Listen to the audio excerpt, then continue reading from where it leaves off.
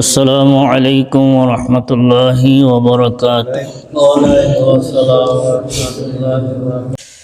দীর্ঘ একটি বৎসর পরে হায়াতে জিন্দেগির মধ্যে আল্লাহ তাবারক ওয়া তাআলা আমাদেরকে বৎসরের মাধ্যমে শ্রেষ্ঠতম বৎসর মাস, সমস্ত মাসগুলোর মাধ্যমে ফজিলততম মাস,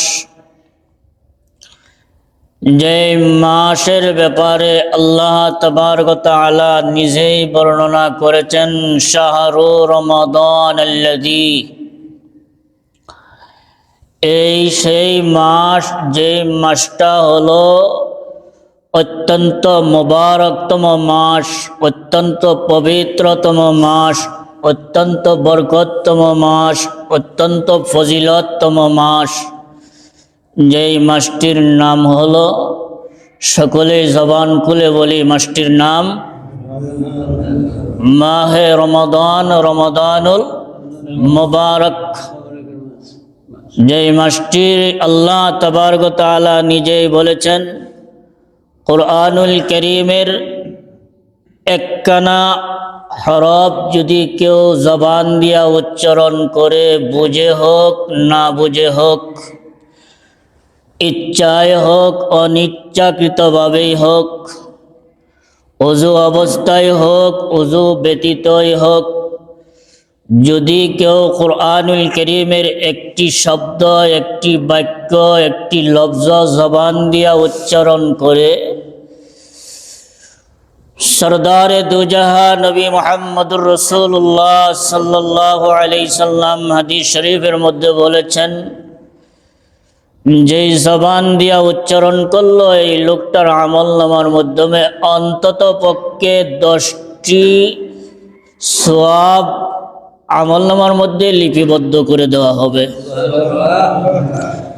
তো শাহরু রমাদান আল্লাযী উনজিলা ফীহিল কুরআন, এই বাক্যটা, এই কথাটা, এই কালামটা অন্য কারো নয়, দুনিয়ার কোনো মানুষের নয়, দুনিয়ার কোনো মানুষের কথা নয়, কালাম নয়, বাক্য নয়, লফজ নয়। এটা যার কথা, যার বাক্য, যার লফজ, যার কালাম, এক কথায় যার কথা, তিনি হলেন আমাদের সৃষ্টিকর্তা। জবান দিয়ে সকলে বলেন তিনি কে? আরো একটু আওয়াজ দিয়ে বলেন তিনি কে? আল্লাহ। তো শাহরু রমাদান যদি জবান দিয়া উচ্চারণ করেন, সাথে সাথে এই জায়গার মাধ্যমে হরফ আছে, শিন, হা, রা, রা, মিম, দাদ, নুন, 8টা হরফ। যদি নিম্নে পক্ষে 10টি করেও সওয়াব আমলনামার মধ্যে লিপিবদ্ধ করে দেওয়া হয়, তো অন্তত পক্ষে 8×10 কত? 80টা সওয়াব ইতিমধ্যেই আমলনামার মধ্যে লিপিবদ্ধ করে নিয়েছেন। সুবহানাল্লাহ। তো রমাদান মাসের নামটা জবান দিয়া উচ্চারণ করলেও লাভ না ক্ষতি? লাভ। আর আমরা মূলত লাভের জন্যই এই মাহে রমজানের মাধ্যমে সিয়াম পালন করতেছি, ঠিক কিনা? মুআজ্জাজ হাজিরিন, এই মাহে রমজান ইচ্ছা করলেই পাওয়া যায় না, মনের মধ্যে আশা থাকলেও পাওয়া যায় না। গত রমজানে আমাদের মধ্যে অনেকেই ছিল, আজকে তারা দুনিয়াতে নাই। অনেকেই মাঘে রমজানের রোজা আমাদের সাথে মাঘে রমজানের রোজা পালন করেছিল, মসজিদে এসে ইফতার করত, এসে নামাজ পড়তো শুক্রবারে, কিন্তু আজকে তারা দুনিয়ার জমিনের মধ্যে নাই। ইচ্ছা করলেও পালন করা তাদের পক্ষে সম্ভব হবে না। তো আল্লাহ রাব্বুল আলামিন আপনাকে আমাকে দুনিয়াতে বাঁচিয়ে রেখেছেন।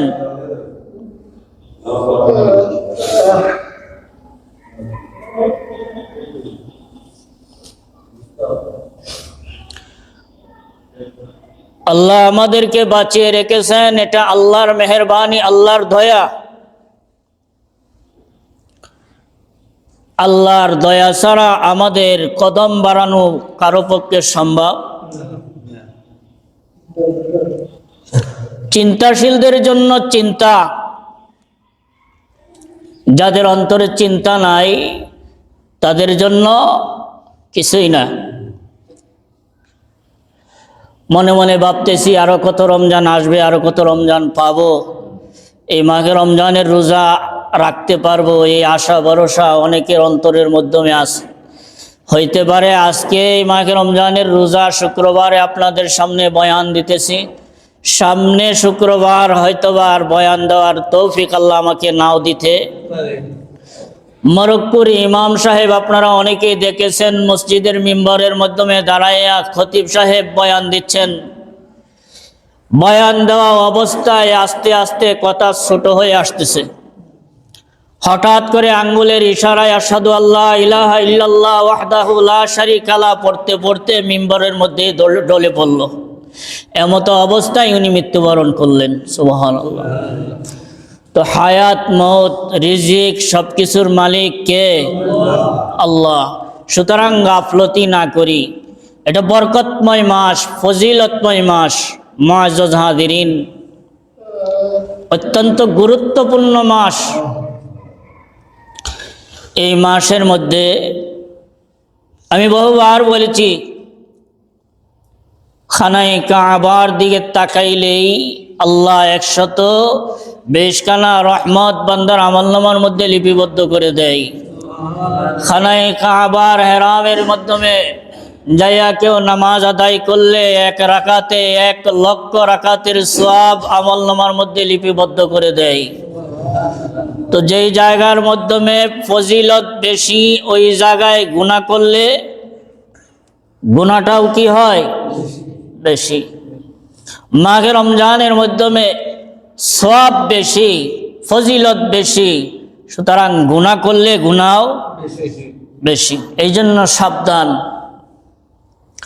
হায়াতে জিন্দেগির মধ্যে আর পাবো কি পাবো না এটা আল্লাহই ভালো জানে। মুআজ্জাজ হাজিরিন, কোন মাসের মাধ্যমে আল্লাহ রাব্বুল আলামিন শয়তানকে আবদ্ধ করে নাই। গত শুক্রবারে হয়তো আলোচনা করেছিলাম, একটা হুকুম পালন না করার অপরাধে অপরাধী করে মালাইকাদের সর্দারকে আল্লাহ শয়তানে ইবলিসে রূপান্তরিত করলেন। আল্লাহ পাক রব্বুল আলামিন জিজ্ঞাসা করেছিলেন, মা মানাআকা আন তাসজুদা, আমি হুকুম করলাম তোকে সেজদা করতে, মানা কে করলো?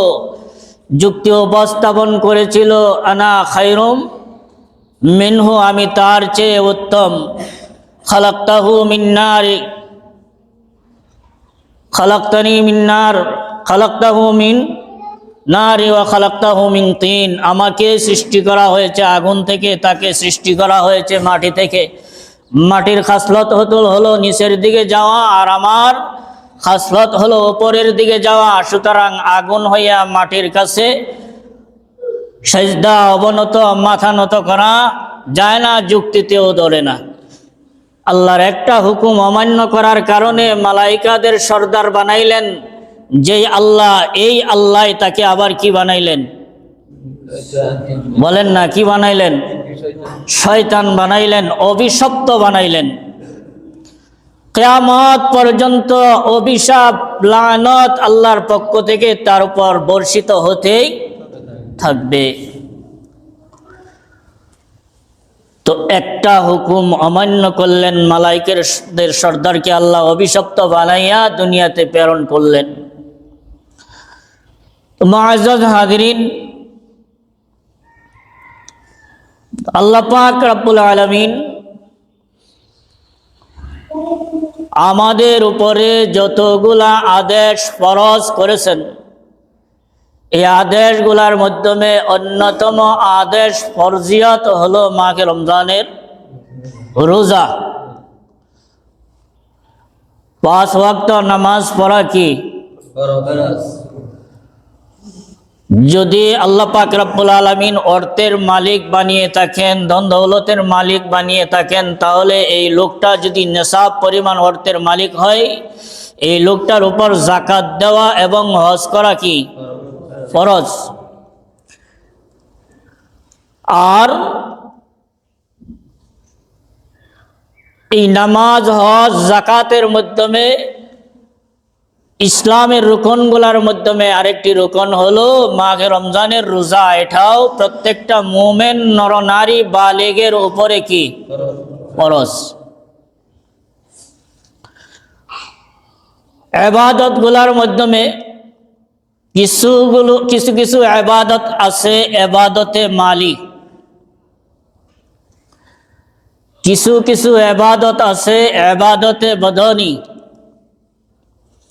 মাহে রমজানের রোজা হলো ইবাদতে বদনি, শারীরিক ইবাদত। আকল বালিগ, যার আকল আছে, জ্ঞান আছে, যে লোকটা বালিগ হয়েছে, অর্থ সম্পদ আছে কি না দেখার কোনো প্রয়োজন নাই, শারীরিক শক্তি আছে, এই লোকটার উপরে আল্লাহ রোজা কি করছেন ফরজ করছেন। বাধ্যতামূলক রাখতেই হবে, কোনো যুক্তি চলবে না। শয়তান যেমন যুক্তি উপস্থাপন করেছিল, আমাকে আল্লাহ আগুন দ্বারা তৈরি করেছ আর আদমকে তৈরি করেছ কি দ্বারা, মাটি দ্বারা। আগুনের খাসলত হলো উপরের দিকে ওঠা, মাটির খাসলত হলো নিচের দিকে যাওয়া। সুতরাং আমি আগুনের তৈরি, আমি উপরে উঠব, নিচে যেতে পারবো না, তোমার হুকুম আমি এ ব্যাপারে পালন করতে পারলাম না। একটা যুক্তি উপস্থাপন করার কারণেই সে শয়তান ইবলিসে রূপান্তরিত হলো। মাহে রমজানের রোজা আসলো যাবে, কিন্তু এই রোজা আসার পরে সিয়াম না রেখে যদি যুক্তি উপস্থাপন করেন যে শরীরকে কষ্ট দিয়া কোনো প্রকারের ইবাদত হয় না, ইবাদত নাই, নাউজুবিল্লাহ বলবেন না? আরো আওয়াজ দিয়ে বলেন নাউজুবিল্লাহ। শরীরকে কষ্ট দিয়ে, দেহকে কষ্ট দিয়ে কোনো ইবাদত হয় না, ইবাদত নাই। তাহলে তার এই কথা আর আল্লাহর কথার মধ্যে কি হলো, সাংঘর্ষিক হলো। তা আমরা যারা এই কথা মানে দেহ কষ্ট দিয়া কোনো ইবাদত নাই, তার কথা মানব নাকি আল্লাহ বলেছেন আল্লাহর কথা মানব? কার কথা মানব? আল্লাহর কথা মানব। আল্লাহ কি এই কথা বলেছেন যার দেহের মাধ্যমে কষ্ট হয় সে যেন না রাখে, এ কথা বলেছেন? অনেক শক্তি সামর্থ্য আছে, দেহ ঠিক আছে, কিন্তু এই যুক্তি দিয়া রোজার থেকে বঞ্চিত করেছে। আল্লাহ এই ব্যাপারে কিছু আলোচনা করেছেন, ইনশাল্লাহ আমরা ক্রমান্বয়ে আলোচনা করার চেষ্টা করব।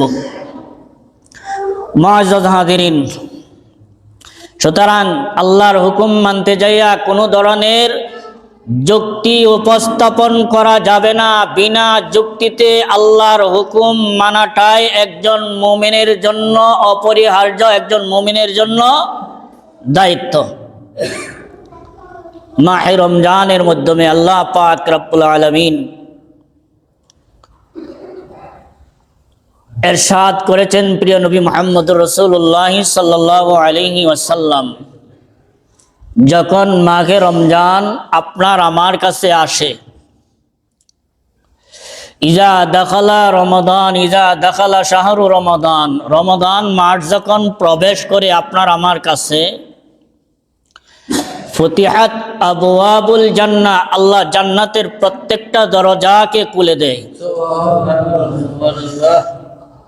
হযরতে আবি হুরায়রা রাদিয়াল্লাহু তাআলা আনহু অন্য হাদিসের মধ্যে বলেন, ফুতিহাত আবওয়াবুস সামা, আল্লাহ আসমানের প্রত্যেকটা দরজাকে খুলে দেয়। ওয়াগুল্লিকাত আবওয়াবু জাহান্নাম, এবং জাহান্নামের প্রত্যেকটা দরজাকে আল্লাহ বন্ধ করে দেয়।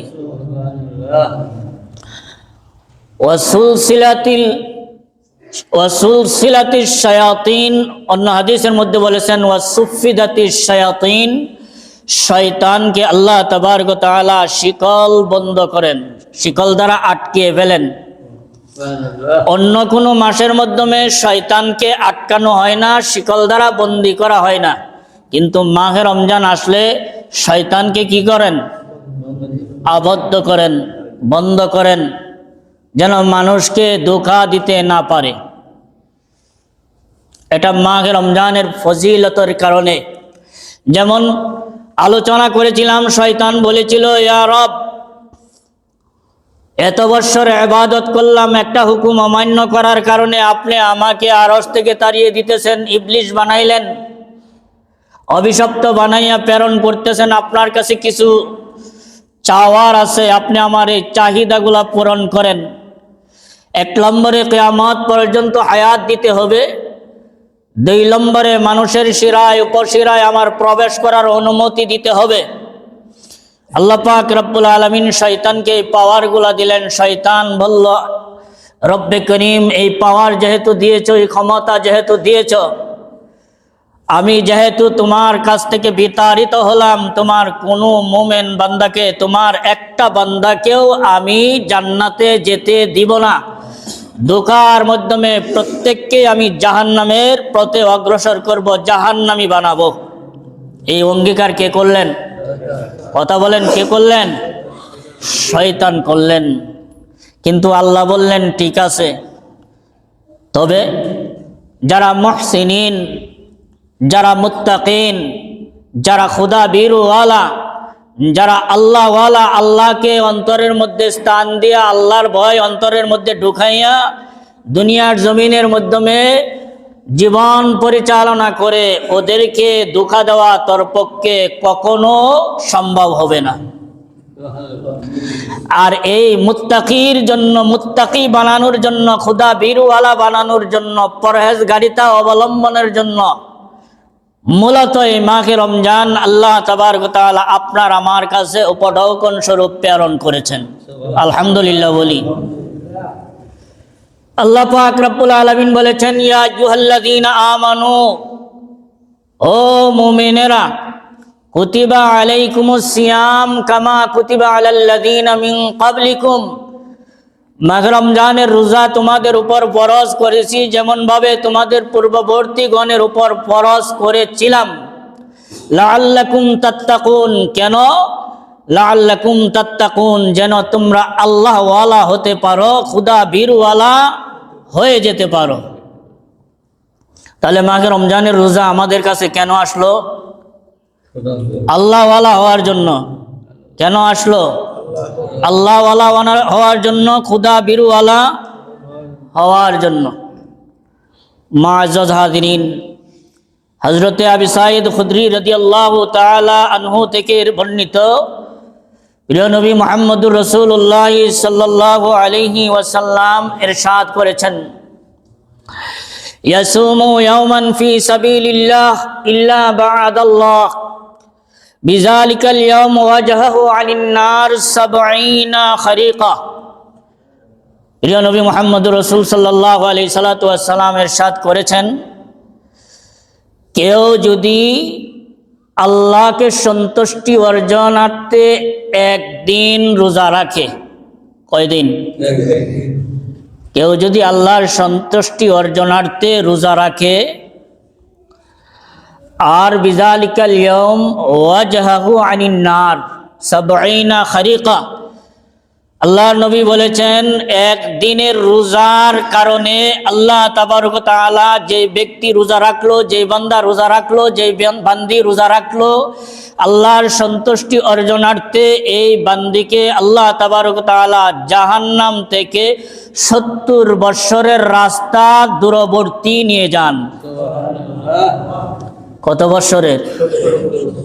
70 বৎসরের একদিনের রোজা আপনাকে আমাকে আল্লাহর সন্তুষ্টি অর্জনার্থে যদি রেখে থাকি, তাহলে 70 বৎসরের রাস্তা দূরবর্তী নিয়ে যাবেন। সুবহানাল্লাহ। মুআজ্জাজ হাজিরিন, এবার হিসাব করেন 30 দিনের রোজা কত বৎসর আপনাকে আমাকে জাহান্নামের আগুন থেকে দূরে রাখবেন। সময় তো সংক্ষিপ্ত, 70 বৎসরের রাস্তা দূরবর্তী থাকার পরেও জাহান্নামের আগুনের অবস্থাটা কেমন হবে, এই ব্যাপারে একখানা হাদিস উপস্থাপন করে আলোচনা শেষ করতেছি। প্রিয় নবী মুহাম্মদুর রাসূলুল্লাহ সাল্লাল্লাহু আলাইহি সাল্লাম হাদিস শরীফের মধ্যে বলেছেন, আমি আমার ভাষায় আপনাদেরকে বোঝানোর জন্য বলতেছি। বনি ইসরাইল যুগের একখানা ঘটনা আল্লাহ নবী সাল্লাল্লাহু আলাইহি সাল্লাম সাহাবায়ে কেরামদেরকে সামনে নিয়ে আলোচনা করতেছেন। ও সাহাবীরা শোনো, বনি ইসরাইল যুগের মাধ্যমে আল্লাহর একজন আবিদ বান্দা ছিল। আবিদ আর আলিম এক না। আবিদ আর আলিম কি না? এক না। আবিদ হলো ইবাদত করতে করতে করতে করতে আল্লাহর নিকটে চলে গেছে, অর্থাৎ আল্লাহর বন্ধু হয়ে গেছে। এই আবিদ বান্দা 70,000 বৎসর ইবাদত করলো। কত হাজার? আপনার আমার হায়াত কতদিন? 70, 80, 90 উঠতে গেলে 100। আর এই লোকটা ইবাদত করলো কত বৎসর? মুআজ্জাজ হাজিরিন, এই লোকটা ইবাদত করলো। নবীজি বলতেছেন, সাহাবীরা, এক পর্যায়ে আল্লাহ এই লোকটার ইবাদত কবুল করে লোকটার প্রতি রাজি এবং খুশি হইয়া লোকটার উপরে একটা আনার গাছ তৈরি করে দিলেন। ওই আনার গাছের নিকটে আল্লাহ নহর তৈরি করে দিলেন কুদরতি ভাবে, যেন আনার খাইয়া আল্লাহর ইবাদত করতে পারে, পানির পিপাসা মিটাইতে পারে নহরের পানি দ্বারা। এই লোকটা মৃত্যুবরণ করার পরে আল্লাহ পাক রব্বুল আলামিন লোকটাকে জিজ্ঞাসা করলেন, বান্দা, তুমি কি আমার দয়ায় জান্নাতে যেতে চাও নাকি তোমার ইবাদতের বিনিময়ে জান্নাতে যেতে চাও? লোকটা চিন্তা করলো, একদিন নয়, 2 দিন নয়, 70,000 বৎসর আল্লাহর ইবাদত করলাম, তাও কবুলিয়ত ইবাদত, মাকবুল ইবাদত। সুতরাং আমার ইবাদতের বিনিময়ে জান্নাতে যেতে চাই। হে রব, আমার ইবাদতের বিনিময়ে জান্নাতে দেন। আল্লাহ পাক রব্বুল আলামিন ফেরেশতাদেরকে হুকুম দিলেন, ফেরেশতারা এই লোকটাকে জাহান্নাম থেকে 70 বৎসরের রাস্তা দূরে নিয়ে রাখো। কত বৎসর? 70 বৎসরের রাস্তা দূরে রাখলো জাহান্নামের আগুন থেকে। নবীজি বলেন, এই লোকটার অবস্থা এরকম হলো যে 70 বৎসর অথবা 70,000 বৎসর জাহান্নামের আগুন থেকে দূরে রাখার পরেও লোকটার পানির পিপাসায় মরণ উপক্রম হলো। লোকটা পানির পিপাসায় কাতরাচ্ছে।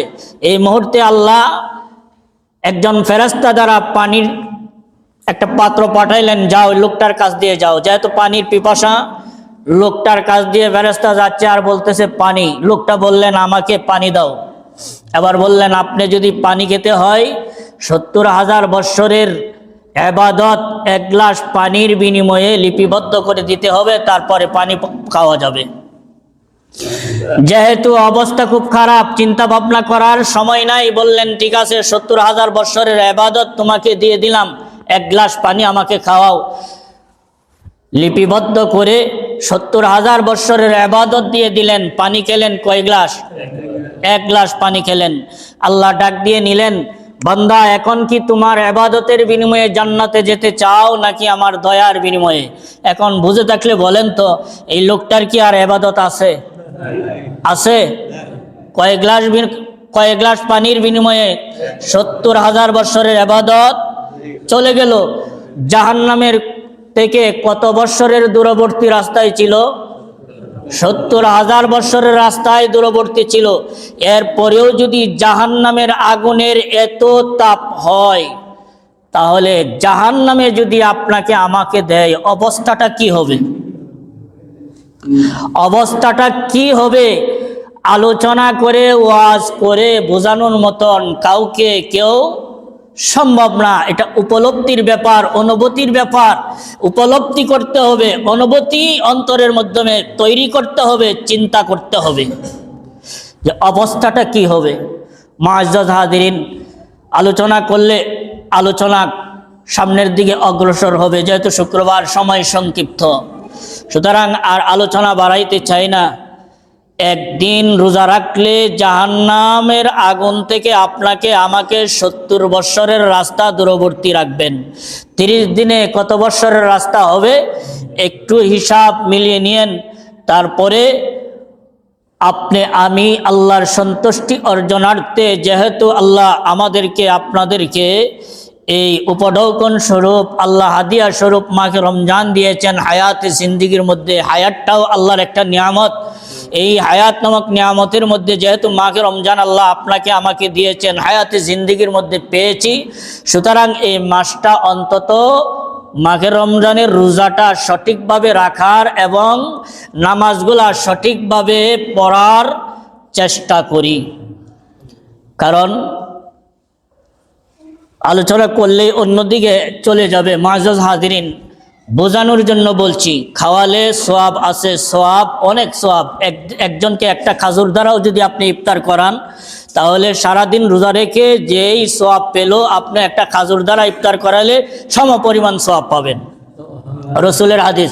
কিন্তু খাওয়াতে হবে বাধ্যতামূলক এরকম না। কিন্তু নামাজ বাধ্যতামূলক পড়তে হবে, এটা কার আদেশ? কথা বলেন না, এটা কার আদেশ? আল্লাহর আদেশ। বাধ্যতামূলক পড়তেই হবে নামাজ, বাধ্যতামূলক রাখতেই হবে রোজা। সফর অবস্থা এটা অন্য আলোচনা, কিন্তু রাখতেই হবে, এটা কার কথা? সার আছে না? কোনো ধরনের সার নাই। কিন্তু আপনার তৌফিক আছে খাওয়ান, তৌফিক আছে হজ করেন, তৌফিক আছে জাকাত দেন, কিন্তু তৌফিক নাই জাকাতের ব্যাপারে আপনাকে আল্লাহ আটকাবে না। তৌফিক নাই, হজ করলেন না কেন, আটকাবে না। কিন্তু নামাজ পড়তেই হবে। এমনকি যদি বাচ্চা অবস্থায়, বাচ্চা ডেলিভারি হইতেছে এমত অবস্থায় ইশারা দ্বারাও নামাজ পড়ার অনুমতি আছে। তাহলে আপনি কোন অজুহাতে ঘরে বসে থেকে নামাজ থেকে বিরত থাকতেছেন?